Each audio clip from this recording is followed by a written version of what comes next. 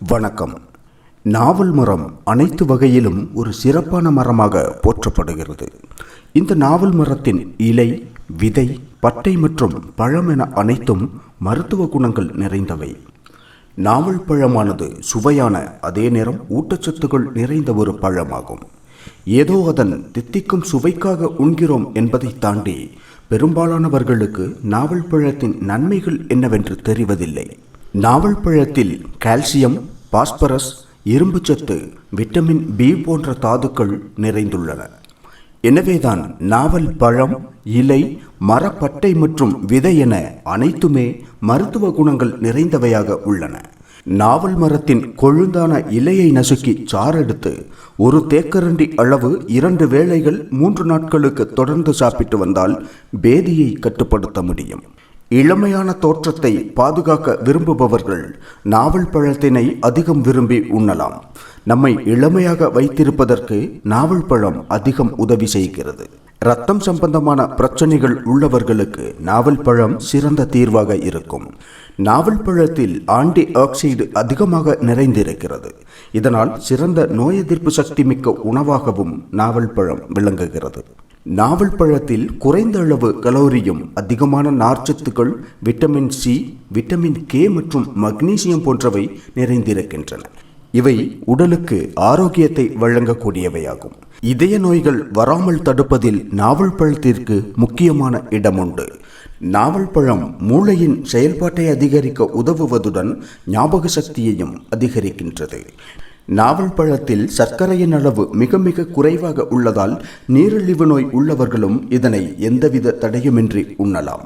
சிறுநீர் தொற்று நோய்கள் உள்ளவர்கள் நாவல் பழத்தை உண்டு வந்தால் அந்த நோய்களிலிருந்து விடுபடலாம். தசைகள் பாதிப்படைவதை நாவல் பழம் தடுக்கிறது. நாவல் பழத்தில் அதிக அளவு நார்ச்சத்துக்கள் நிறைந்திருப்பதால் மலச்சிக்கல் பிரச்சனைகள் உள்ளவர்களுக்கு நாவல் பழம் நல்ல ஒரு தீர்வாக இருக்கும். நோய் எதிர்ப்பு சக்தி ஆற்றலை தூண்டுவதில் நாவல் பழம் சிறந்து விளங்குகிறது. நாவல் பழத்தை குழந்தைகள் உட்பட அனைத்து வயதினருமே அளவுடன் தான் பயன்படுத்த வேண்டும்.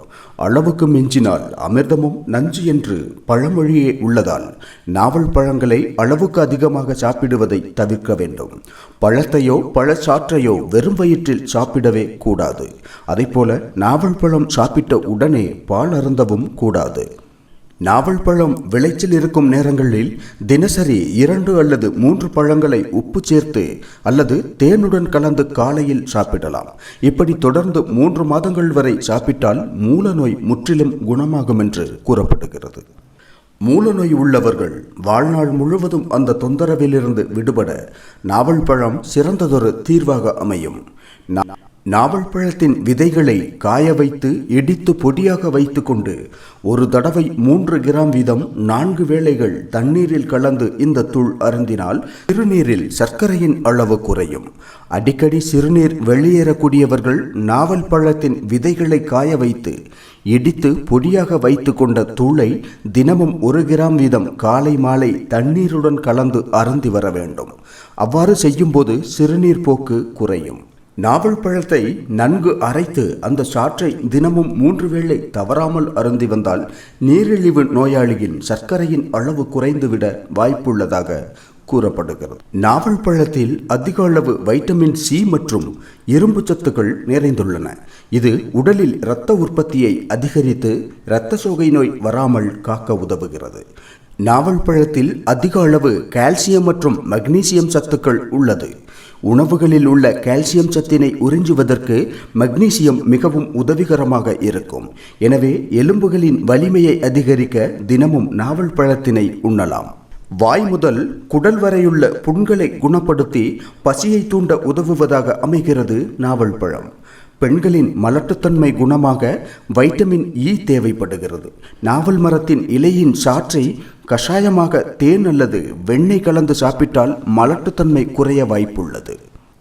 பித்தத்தை தணிக்கும், மலச்சிக்கலை குணப்படுத்தும், இதயத்தை சீராக இயங்கச் செய்யும், இரத்த சோகை நோயை குணப்படுத்தும், சிறுநீரகத்தில் ஏற்படும் வலியையும் நிவர்த்தி செய்யும், சிறுநீரக கற்கள் கரையவும் என்று அடுக்கிக் கொண்டே செல்ல முடிந்த அளவு நற்குணங்களை கொண்டுள்ள நாவல் பழத்தினை விளைச்சல் நேரத்தில் தவறாமல் வாங்கி உண்பது நல்லது.